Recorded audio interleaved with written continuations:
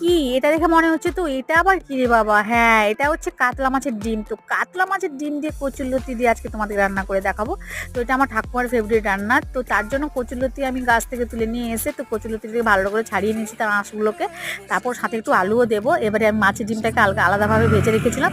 এদিকে আমি গ্যাসে কড়া চাপিয়ে দিয়ে গ্যাসে পেঁয়াজ, টমেটো, আদা, রসুন সব ভালো করে মশলাটা একটু কষে নিয়ে ভাজা ভাজা হয়ে এলে এবারে তার মধ্যে দিয়ে দিব আমি জিরা গুঁড়ো, হলুদ গুঁড়ো, লঙ্কা গুঁড়ো, ধনিয়া গুঁড়ো। এগুলি মশলাটাকে একটু জাস্ট তেল ছেড়ে এলেই হালকা করে জল দিয়ে দিব। আবার কষবো, জলটা একটু একটু ফুটে ফুটে এলে তেলটা যেই ছেড়ে এসে দেখবো, তারপর দিয়ে দেবো মাছের ডিমের ভাজাগুলো। মাছের ডিমের ভাজাটা একটু আবার ভালো করে ভেজে নেবো।